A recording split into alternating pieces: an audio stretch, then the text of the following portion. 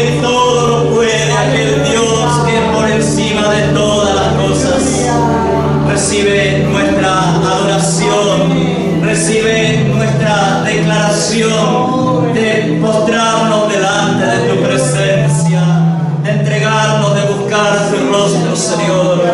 Necesitamos tener ese encuentro contigo, necesitamos verte cara a cara, necesitamos estar delante de esa presencia postrados para recibir todo aquello, lo que tú quieres darnos. Así como cantábamos esta canción, podemos volver a repetir este estribillo.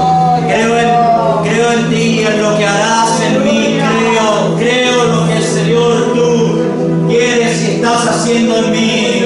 Cantamos esta canción nuevamente. Creo, decláralo como una afirmación de que estamos creyendo y aceptando lo que el Señor quiere hacer con nosotros en nuestra vida.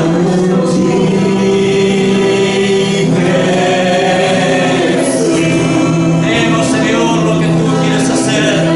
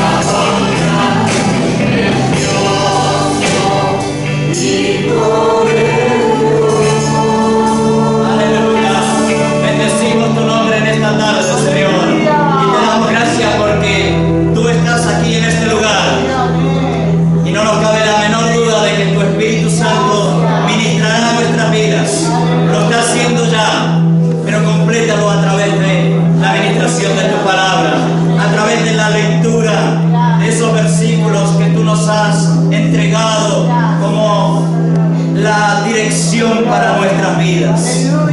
La ponemos delante de ti para que tú nos ministres a través de esta palabra, en el nombre precioso de Cristo Jesús. Amén, amén y amén. Podéis tomar vuestros asientos. Aleluya.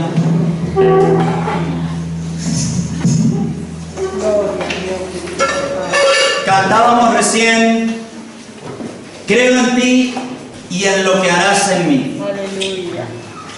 Y creo que a veces nos falta cierta medida de fe para entender de que Dios quiere y hace grandes cosas a través de nuestras vidas. Amén. Y en nuestras vidas. Amén. Menos mal, un amén.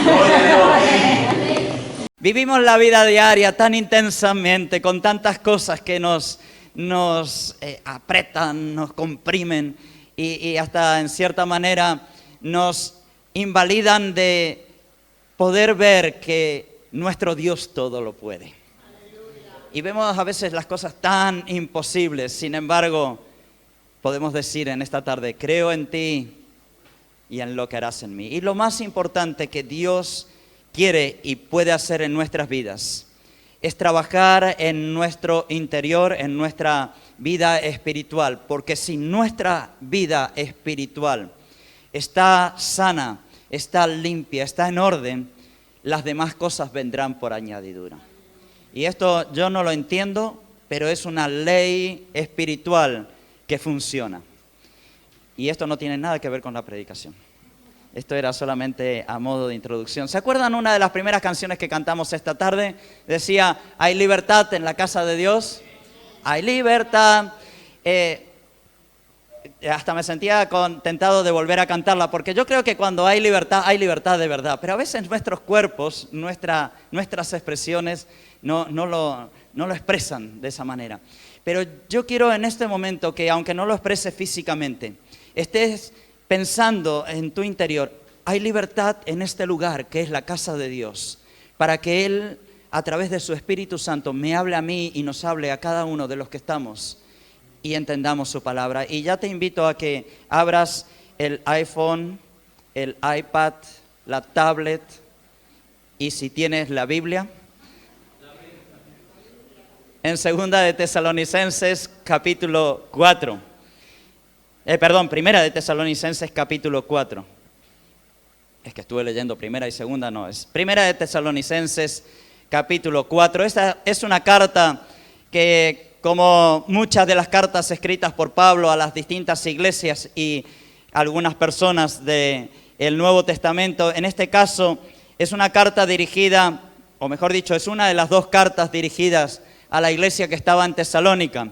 Y hoy la estaba leyendo y leía ambas, no las leí todas, pero hubo algunas cosas que me hicieron pensar y reflexionar bastante. Y quisiera leer con vosotros los primeros versículos de 1 de Tesalonicenses 4, del 1 hasta algunos. Vamos a leer algunos, ¿vale? ¿Sí? ¿Lo tenéis? ¿Están? Dice mi Biblia, y supongo que la tuya dice lo mismo: por lo demás, hermanos, os rogamos y exhortamos en el Señor Jesucristo, que de la manera que aprendisteis de nosotros, como os conviene conduciros y agradar a Dios, así abundéis más y más. Hago una pequeña pausa. Pablo se está dirigiendo a la iglesia de Tesalónica y está diciéndole una cosa muy importante, porque él está diciéndole, le ruego. Cuando alguien ruega es porque quiere de verdad que lo tomes en cuenta. Y no solamente dice que rogamos, sino que también la siguiente palabra es exhortar. Y la exhortación es como una orden correctiva, como un mandato imperativo que está invitando, no solamente invitando, sino provocando a que esto sea lo que hagan. Así que cuando Pablo escribe esta carta a los tesalonicenses, les dice, presten mucha atención, les ruego encarecidamente en el Señor Jesucristo, que de la manera que aprendisteis de nosotros cómo os conviene conduciros y agradar a Dios, así abundéis menos y un poco menos, más y más. Y luego viene, porque ya sabéis las instrucciones que dimos por el Señor Jesucristo, os dimos por el Señor Jesucristo. Y luego empieza a dar refrescar algunas cosas. Dice, pues la voluntad de Dios es vuestra santificación, que os apartéis de fornicación, que cada uno de vosotros sepa tener su propia esposa en santidad y honor, no en pasión de concupiscencia como los gentiles que no conocen a Dios, que ninguno agravie ni engañe en nada a su hermano, porque el Señor es vengador de todo esto, como ya hemos dicho y testificado. Pues, y aquí ya hace como una pausa, pues no nos ha llamado Dios a inmundicia, sino a santificación. Y dice, así que el que desecha esto, no está desechando al hombre, sino está desechando a Dios, que también nos dio su Espíritu Santo. Aleluya. Pero continúa diciendo, acerca del amor fraternal no tenéis necesidad. La iglesia de Altea sabe amarse los unos a los otros. Así que de esto no tenéis necesidad de que les escriba nada, ni que les diga nada, porque vosotros mismos habéis aprendido de Dios que os améis unos a otros. Y también lo hacéis así con todos los hermanos que están por toda Alfaz, La Nucía, Polop. Pero os rogamos, hermanos, que abundéis más en ello, ¿vale? Ahí lo estáis haciendo vuestro, ¿no?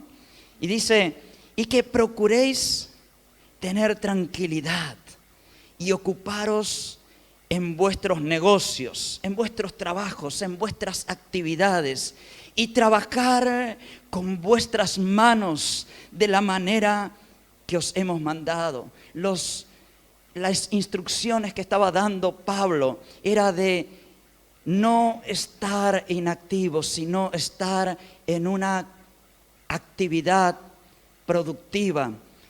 Ocuparos de vuestros negocios y trabajando con vuestras manos de la manera que os hemos mandado, a fin de que os conduzcáis honradamente para con los de afuera y no tengáis necesidad de nada. Tampoco queremos, hermanos, que ignoréis, y me quedo aquí, porque sigue dando instrucciones acerca de la segunda venida.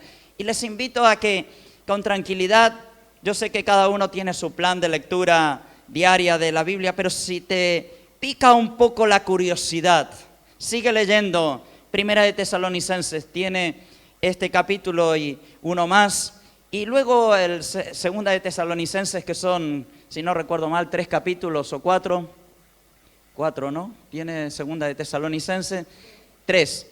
Pues hay unas instrucciones preciosas, y yo lo que quiero hablar en esta tarde, lo que quiero traerles a vosotros a reflexión es cómo son nuestras actitudes cristianas, no nuestro comportamiento, sino nuestras actitudes.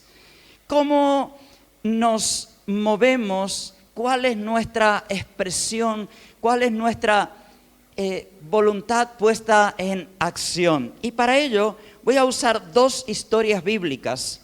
Hoy voy a referirme a 2 pasajes, 2 historias que son tan conocidas que no hace falta ni que las leamos. Una es la que se encuentra en Juan capítulo 4, los versículos 1 al 26. Y dirán, no sé lo que dice ahí, pero si te digo el título ya sabéis la historia. La mujer samaritana. Juan es el único de los 4 evangelios que relata esta historia de la mujer samaritana. Es interesante porque Juan era uno de los 4 evangelios que muestra y dignifica la deidad de Dios de una manera muy especial. Sin embargo, en este capítulo 4, al mencionar a la mujer samaritana, trae al terreno terrestre, humano, natural, la vida del Señor Jesús. Ya no lo hace humano, lo humaniza. Y hay algunas, seguramente que no te acuerdas de memoria todo lo que dice el texto, pero sí hay algunas cosas interesantes para sacar de ellas. La primera cosa que quiero mencionar es la situación donde ocurre este acontecimiento. En aquella época, Israel, y actualmente también, no tiene una distancia mayor de unos 200 kilómetros desde la parte más sur hasta la parte norte. No es una nación grande, no es un país grande. 200 kilómetros, es como de aquí a un poquito más allá de Castellón, es del sur hasta el norte, lo era en la época de Jesús. Sin embargo, el territorio estaba dividido en 3 partes. Estaba la parte de la Galilea, que estaba al norte, al sur estaba Judea, y en el centro, dividiendo el norte y el sur, estaba Samaria. Por eso la mujer samaritana, ¿no? Esta situación hacía que si estabas en el sur y querías ir a Galilea, inevitablemente tenías que pasar por Samaria. Y en Samaria había un conflicto. Había un conflicto que había surgido como unos 700 años antes de Jesucristo, donde hubo un planteamiento de que una cierta rivalidad que termina en el establecimiento de un segundo templo en esa región de Samaria. Y los samaritanos se pelearon de tal manera, no voy a entrar a toda la historia porque lo que quiero hablar es de las actitudes cristianas y no quiero profundizar tanto, pero para poder entender un poco el trasfondo que había con la mujer samaritana. Los samaritanos se habían enemistado de tal manera del resto de los judíos que decían que el único lugar donde era válido poder buscar y adorar a Dios era en el templo de Samaria. Cuando los judíos, sabéis que el templo de Jerusalén es el centro de toda deidad. Entonces, por eso hay algunos versículos. Vosotros decís que tenemos que adorar en Jerusalén, pero nosotros decimos que tenemos que adorar en Samaria. Y Jesús le dice, ni habrá tiempo que ni allí ni aquí. ¿Se acuerdan de esos versículos? Y si no se acuerdan, a refrescar en Juan el relato de la mujer samaritana. Y en esta rivalidad, en este contexto, es que nos encontramos en esta historia. Viendo esta situación, a un judío como Jesús, con sus discípulos, estando en Judea al sur y queriendo ir al norte, tenían que pasar por tierra hostil. ¿Estamos puestos en situación? Eso es como aquel hermanito de la iglesia que viene al culto y se encuentra con aquel que no le quiere ver la cara, pero tiene que sentarse en el mismo salón. Me dirán que eso no ocurre, pero yo sé que ocurre. Yo sé que ocurre. Y como ocurre, nos viene bien el cuento. Vamos a ver cuál es la actitud correcta en estas situaciones. En Samaria estaba Sicar. Sicar era el lugar donde ocurre este relato. Y en Sicar estaba el famoso pozo, que era una heredad que había comprado José, y que pasó de la familia, y ahí se hizo un pozo muy profundo. Según he leído, creo que tenía alrededor de unos 30 metros de profundidad o algo así más o menos, que hacía que para poder conseguir agua no era como en otros lugares de los que conocen Israel. Sabéis que en la zona norte hay manantiales donde brota y se forma, inclusive el río Jordán se forma de unos manantiales, inclusive allí en la zona de Jericó, que es una zona tan desértica. En Jericó hay un manantial de la época de Eliseo. Pero bueno, me estoy yendo por las ramas y no quiero perder mucho tiempo, no quiero que se me aburran, así que vamos al grano. Aquí había un pozo que no era un manantial, sino que era un pozo. Había que meter elementos para poder sacar el agua. Y vamos a ver las actitudes de este encuentro. Es interesante que Juan aquí, como les dije al principio, pone a Jesús no de su parte divina, sino de su parte humana. Dice que Jesús, el primer versículo, habla que unos bautizaban más que los otros. Empezó a ver, ¿tú de quién eres? ¿Del PSOE o del PP? ¿De qué bando estás? Y como a Jesús no le interesaba meterse en política, sino que le interesaba predicar el reino de los cielos, dice, a mí no me vengan con este cuento. Y les dijo a sus discípulos, marchémonos de Judea y vayámonos al norte. Dice la palabra de Dios, me es necesario ir. ¿Lo dice así? Me es necesario ir a Galilea. Había una necesidad de Jesús de no estar gastando su fuerza y su tiempo en discutir cosas vanas. Una actitud interesante, porque muchas veces creo que perdemos y malgastamos nuestro tiempo argumentando sobre cuestiones que no producen ningún. En tu iglesia, ¿cuántos hay? Porque en la mía, ¿y qué importa cuántos somos? Importa que la gente se salve. Es probable que hoy, cuando salgamos de este sitio, alguno diga, qué poquitos que éramos hoy. Tal vez alguno tenga una actitud que necesite presentarla delante del Señor. ¿Lo has pensado? Tal vez sería necesario que como iglesia estemos orando de que nuestras actitudes sean siempre las correctas. Entonces, tenemos aquí a Jesús con la necesidad de ir a Galilea y por lo tanto, en estos 3 días de camino que solía haber caminando desde Judea hasta Galilea, pasan por Samaria. Y dice que cuando llegó la hora sexta, al mediodía, y no lo dice, pero yo supongo que era más o menos el 23 de junio, un día como hoy, con ese calor sofocante. ¿Te imaginas en medio de esa tierra árida y desértica Jesús caminando y llega el mediodía y estaba, dice la palabra de Dios, que estaba cansado del camino? Aquí vemos a un Jesús humano, cansado. Y en este cansancio, en este agotamiento, se produce este maravilloso encuentro. Quiero que lo visualicen de esta manera, porque esto nos hace a nosotros no contar la historia de la mujer samaritana, porque esa ya la conocemos y hemos escuchado muchas predicaciones. Pero a veces en ese contexto espiritualizamos demasiado la situación y no entendemos las distintas actitudes. Y yo creo que es importante como cristianos entender cuáles son necesariamente nuestras actitudes correctas, porque Jesús tuvo las actitudes correctas y nos pueden dejar una enseñanza muy interesante. La primera cosa es que nos presenta a un Jesús manifestando la realidad de su humanidad. Jesús estaba cansado del camino, del viaje, y en ese agotamiento Él se sienta sediento al lado del pozo. Es muy significativo que Juan, que subraya más que otros evangelistas la parte espiritual, en este momento se centra en un Jesús humano y cansado. Y esta actitud de cansancio nos lo pone a un Jesús igual a nosotros. Hermanos, cuando estamos cansados de caminar, necesitamos descansar. Necesitamos buscar el reposo. Y Dios nos da reposo. Y hay un pozo de agua viva que satisface nuestra sed espiritual, y también hay un reposo que nos da el descanso a nuestro físico. Aquí tenemos entonces a un Jesús humano, cansado, necesitando tomar agua.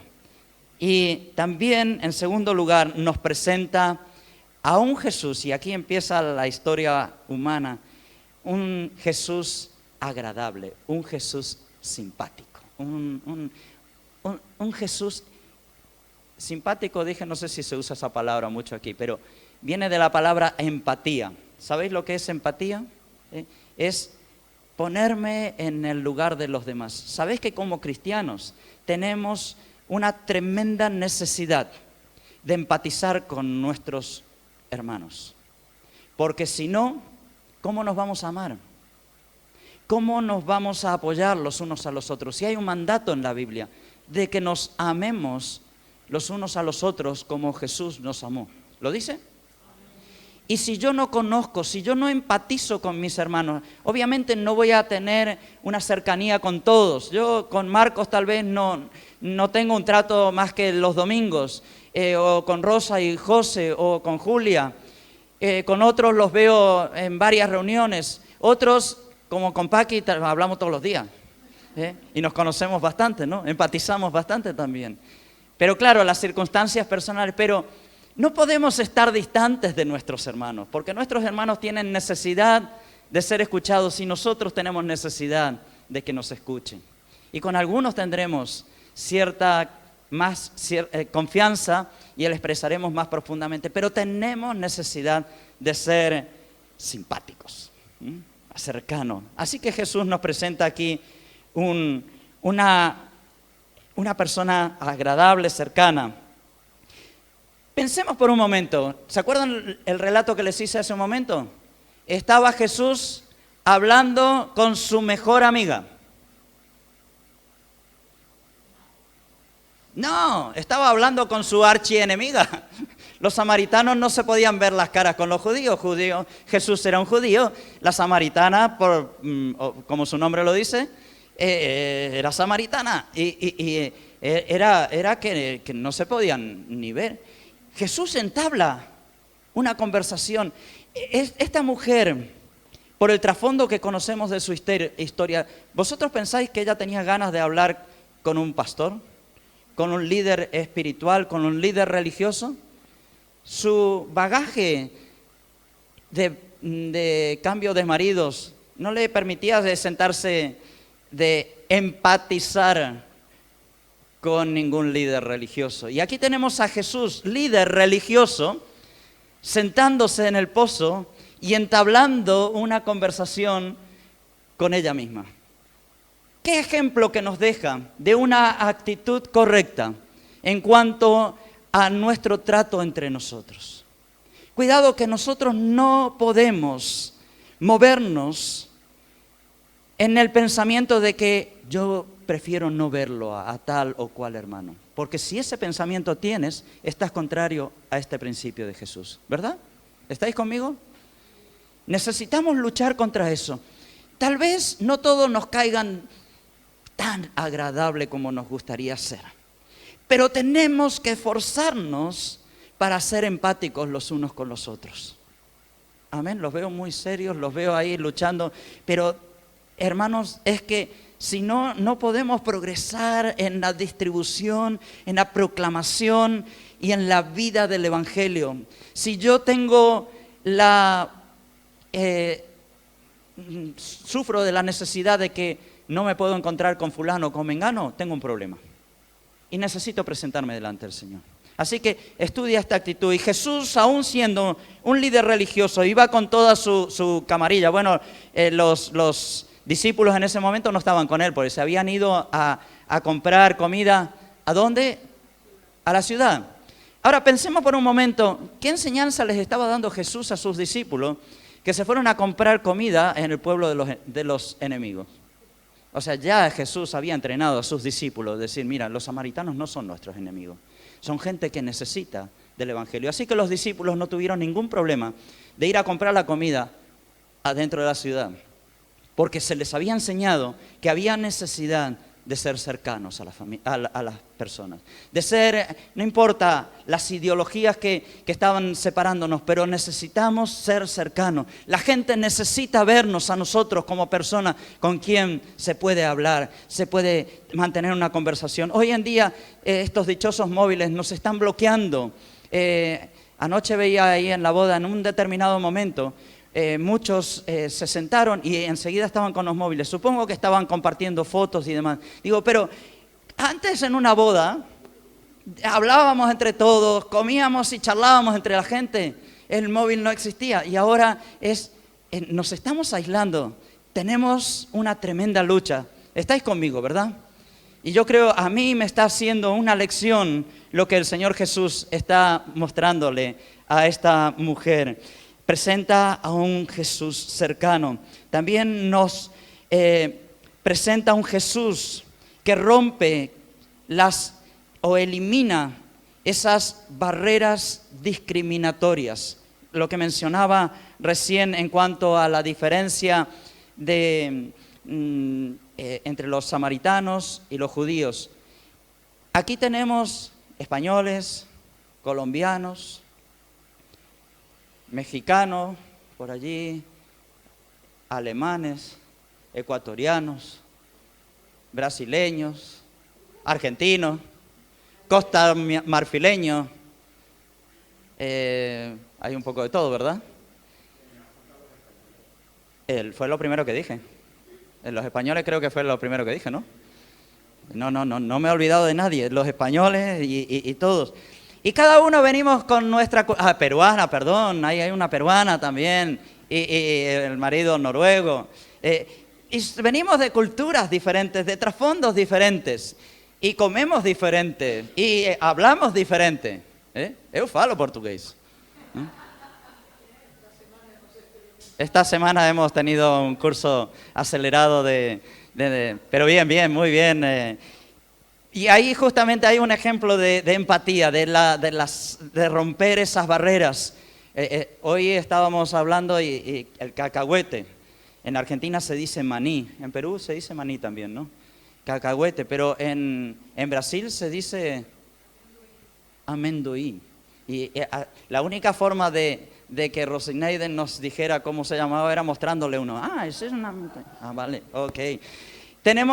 Identificamos las frutas, las cosas de manera diferente. Somos ideológicamente, a veces tenemos posturas diferentes, pero cuando estamos como cristianos somos todos iguales, somos todos hijos del mismo papá. Y por lo tanto tenemos la necesidad de destruir nuestras barreras que nos discriminan. No, yo con los españoles, o los españoles yo con los... y formamos barreras. Jesús rompió la barrera entre los judíos y los samaritanos. Aleluya. La samaritana, había una cosa más que Jesús rompe en esta comunicación, y es de que la mujer... para los rabinos judíos, un judío hablando con una mujer en público solos, eso era una herejía directamente.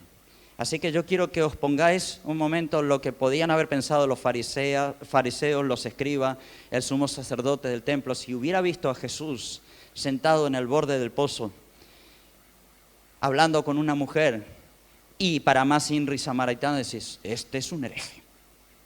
Sin embargo, todo el bagaje espiritual, líder en la distribución del Evangelio, como era Jesús, supo ponerse en el lugar de la necesidad y entendió que esa mujer necesitaba encontrarse a Jesús.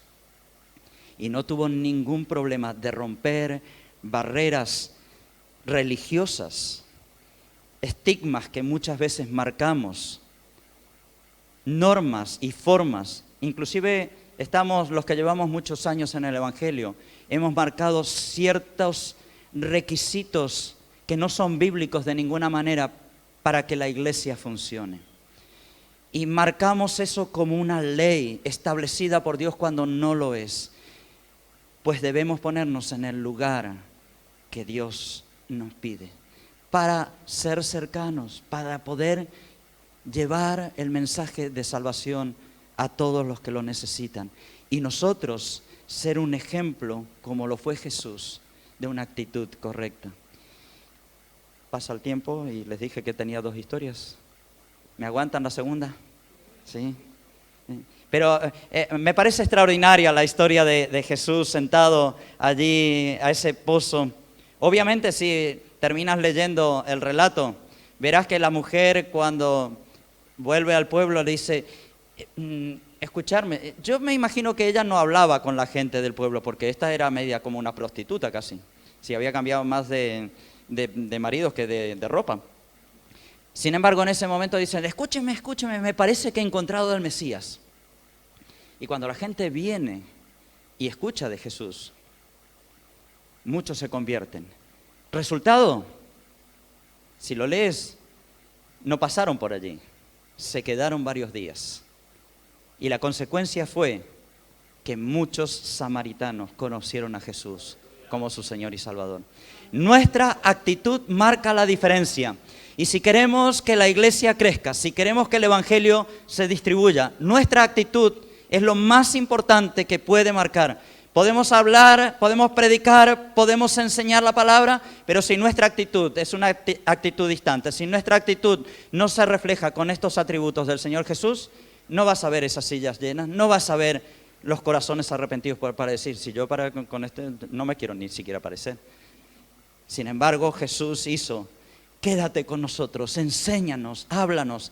Y muchos samaritanos conocieron al Señor Jesús. La segunda historia es la mal llamada historia del hijo pródigo.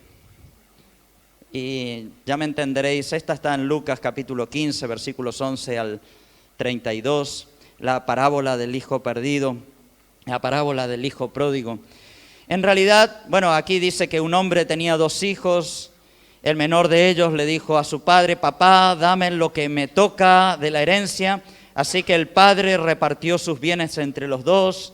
Poco después el hijo menor juntó todo lo que tenía y se fue a un país lejano. Allí vivió desenfrenadamente y derrochó su herencia.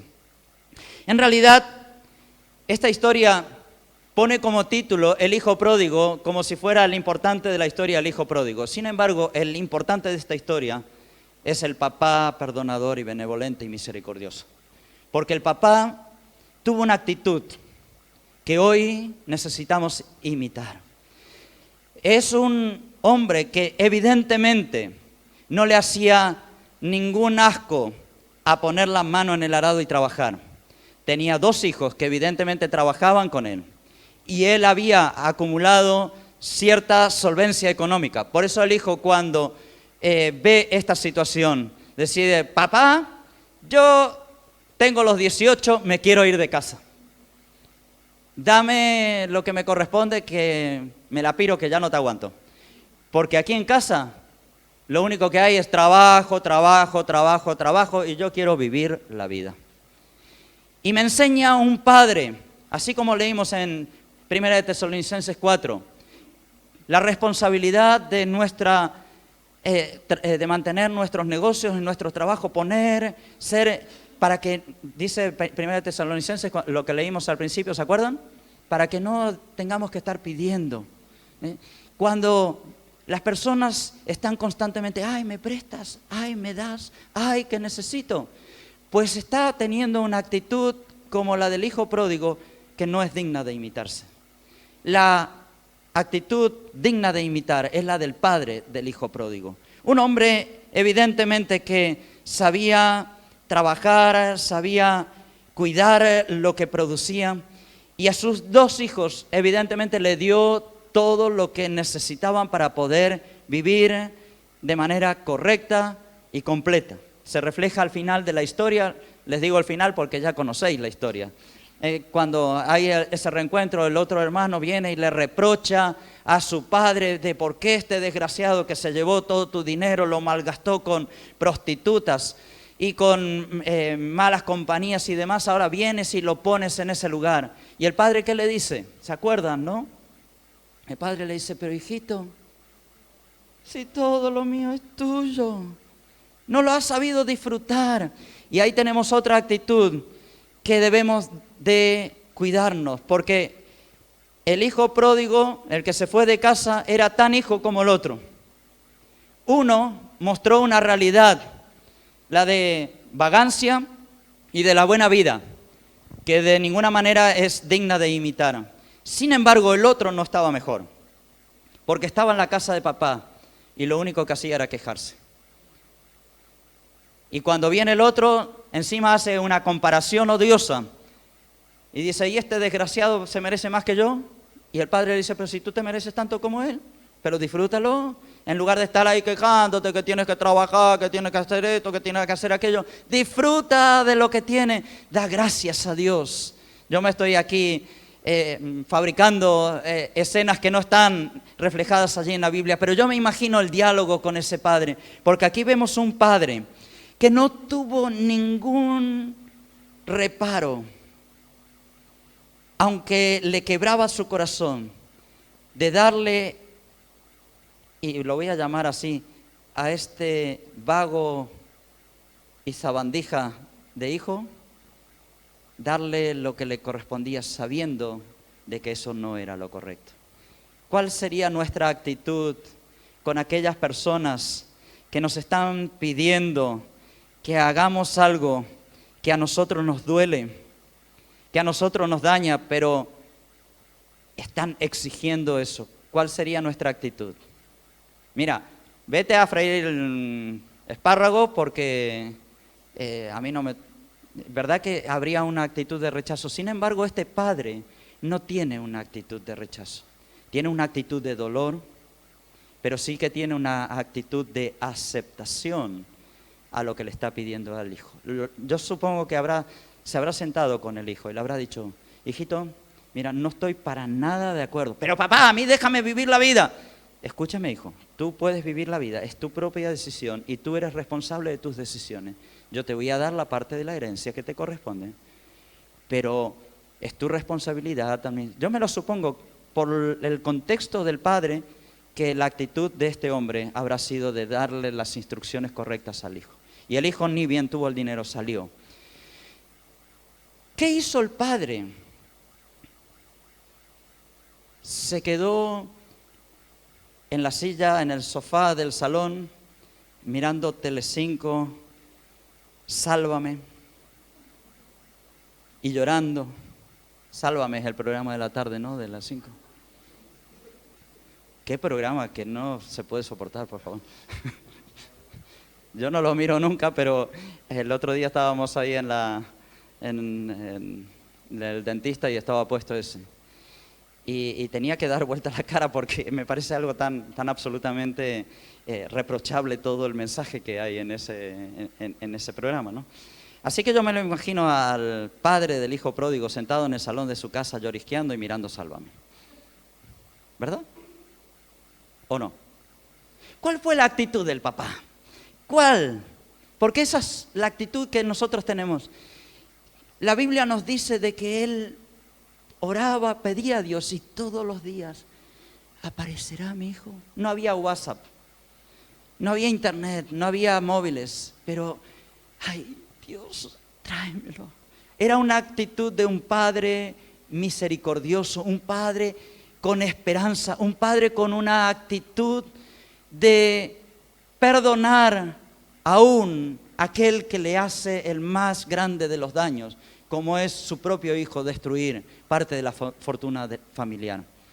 Sin embargo, ese padre todos los días estaba mirando, esperanzado ver al hijo. Y esa es la actitud que nosotros tenemos que tener. Esperar que las personas que no conocen a Cristo, aquellas personas que tal vez nos han hecho daño, aquellas personas que de alguna u otra manera no son las de nuestro máximo agrado, pero delante de Dios decir: Señor, ten misericordia de aquellas personas porque te necesitan a ti como yo te necesito a ti. ¿Puede ser esa nuestra actitud? Debería ser esa nuestra actitud. Ser ese Padre misericordioso, orando, esperando aquel reencuentro. Y sabes, Dios responderá las peticiones de tu corazón, porque Dios es fiel, Dios es justo y Él sabe atender la necesidad de sus hijos. Y si tenemos a nuestros hijos apartados del Evangelio, y muchos de los que estamos aquí tenemos esa situación, no perdamos la esperanza cada día como estaba este padre, orando y clamando: Señor, trae con bien salvo a nuestra casa, a nuestros hijos, a nuestro hijo, a nuestra hija, tráelos. Tócalos allí donde están. Si están refregándose entre los cerdos y comiendo algarroba, háblale en ese momento, toca su corazón para que se arrepienta. O decir, bueno, que hagan la vida, ya cambiarán. No, no podemos tener esta actitud, no podemos, porque entonces tendríamos una actitud incorrecta. ¿Me entendéis por qué pongo esta historia del Padre perdonador y misericordioso como una historia de ejemplo de cuáles deben ser nuestras actitudes? Y aquel día que aquel jovenzuelo sucio, maloliente, habiéndose arrastrado entre prostitutas y cerdos y muerto de hambre, yo me imagino que habrá venido delgadito y maloliente, con las ropas hecho todo pedazos. Y cuando el padre ve, decir, madre mía, qué vida, eso es lo que... Y empezó, oh, yo te dije, ¿te acuerdas aquella tarde que te lo dije? ¿Verdad que esa sería tal vez nuestra actitud? ¿Por qué no me hiciste caso? Eres un desgraciado. Ahora vienes a llorar porque no tienes dónde comer y te estás muriendo de hambre. Ven a trabajar. ¿Qué le dijo? Todo lo contrario, ¿no? Le dijo, eres mi hijo. Habla de perdón. Habla de reconciliación. Habla de volver a poner en el lugar que corresponden las cosas. Hermanos, hablábamos de la actitud de la mujer samaritana de empatizar. Necesitamos reconocernos los unos a los otros lo que hacemos. Reconocer aquel esfuerzo que hace mi hermano o mi hermana para lo que sea, para poner el sonido, las canciones, las luces, limpiar la iglesia, grabar, hacer la música, la escuela dominical, estar con los sugieres, la librería, acomodar. Es que a veces ni siquiera somos conscientes de todo el papeleo, todo el trasfondo que hay. Sin embargo, nosotros preferimos estar con el móvil o estar en otra cosa. A mí no me toquen las narices. Los alimentos, el trabajo que están haciendo nuestros hermanos repartiendo el alimento de semana tras semana. ¿Cuántas cosas hay? Y eso necesita que seamos cercanos. Las comunicaciones, las fotos, los vídeos allí, ¿no? Tantas cosas. Y necesitamos saber lo que hay porque somos una familia. Y en una familia nos tenemos que amar, respetar, perdonar y dignificar los unos a los otros como este padre dignifica a su hijo. Aquel desgraciado vago que no quería trabajar ahora estaba dispuesto a poner las manos en el arado porque le dice a su papá: mira, no soy digno de ser llamado uno de tus hijos, hazme como uno de tus trabajadores, ponme en la nómina y yo con eso me conformo. Y el papá le dijo: no, tú eres hijo. Y lo ducha, lo baña, le pone la ropa y tiene esa reconciliación. ¿Y qué resultado hay? Es una familia unida que crece. Yo creo que podríamos hablar de más actitudes, más cosas, pero me voy a quedar aquí. Podría hablarles una horita más todavía de un montón de otras actitudes que tengo.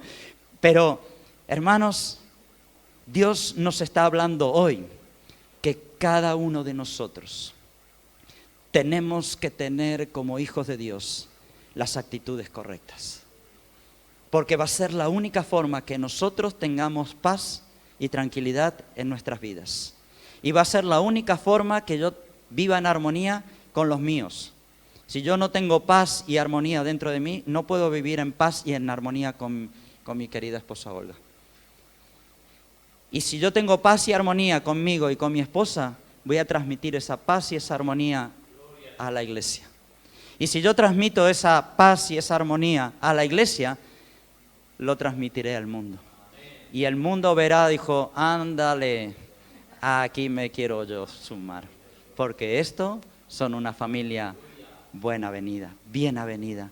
Voy a pedir a la alabanza que paséis por aquí, así nos ponéis un poco de música. Voy a pedir a la congregación, a los que estamos, a que nos pongamos de pie.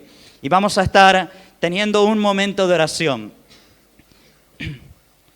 Teniendo presente de que Dios nos trajo aquí esta tarde para hablarnos de una manera personal, no al que está al lado mío, sino hablarme a mí. Y quiero que hagas esta oración, dilo con tus palabras, dilo a tu manera, pero dile: Señor, hemos escuchado las palabras, la actitud, especialmente la actitud que tú has tenido con la mujer samaritana. Y yo quiero esta tarde cambiar mis actitudes para que sean las correctas. Díselo con tus palabras, díselo como tú lo sientas. No creas que tú no lo necesitas, porque todos lo necesitamos. Todos en mayor o en menor medida necesitamos estar poniendo nuestro diario vivir en las manos de Dios.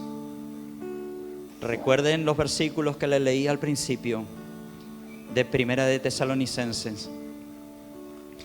Hablaba Pablo a esa iglesia y les decía: por lo demás, hermanos, os rogamos y exhortamos en el Señor Jesucristo que de la manera que aprendisteis de nosotros, como os comunicamos, conduciros y agradar a Dios, así abundéis más y más. Y esa es una instrucción para nosotros en esta tarde. Señor, así como estamos, como somos, nos presentamos delante de ti en humildad, en una expresión de una necesidad de decirte: Señor, quiero que trabajes con mi carácter, quiero que trabajes con mi personalidad, quiero que trabajes con mis pensamientos, quiero que trabajes con mis decisiones, para comportarme, para moverme, para vivir de una manera apropiada como a ti te agrada. Aún aquellas situaciones que me producen cierto recelo, aquellas personas que tal vez no quiera tener mucho contacto, en el nombre de Cristo Jesús sean destruidas esas barreras que nos separan.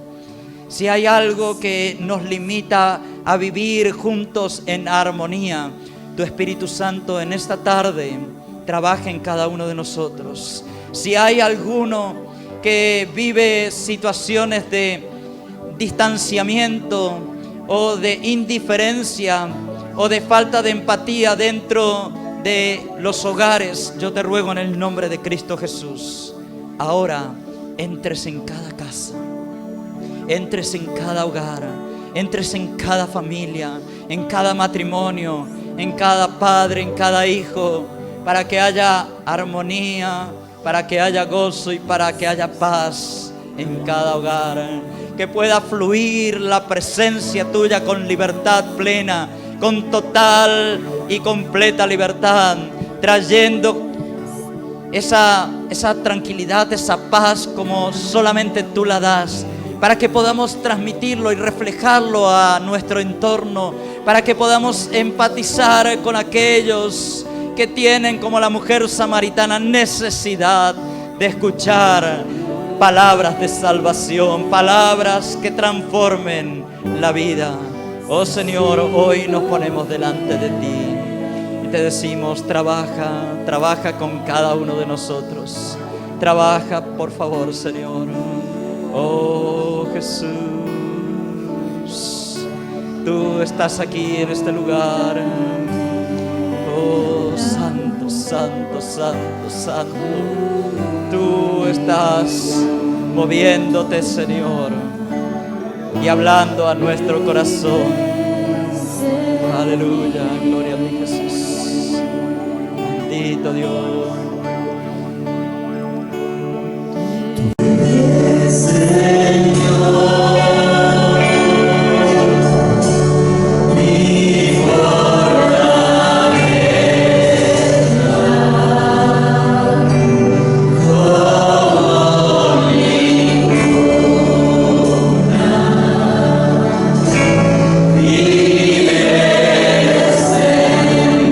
Tú eres, Señor, nuestra fortaleza.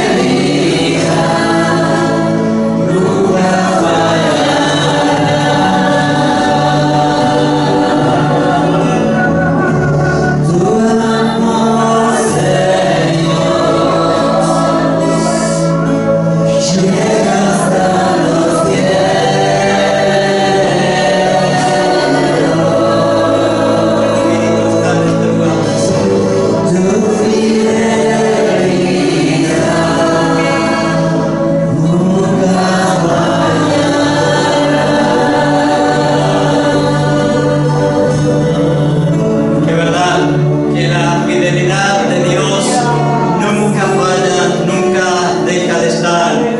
A pesar de que nosotros podemos movernos de una manera incorrecta delante de Dios, sin embargo la fidelidad nunca falla. Podéis tomar vuestros asientos un momento. Voy a pedirle a la alabanza que preparen la canción que cantamos al principio. Hoy puedo danzar con libertad para el final, pero quiero recordar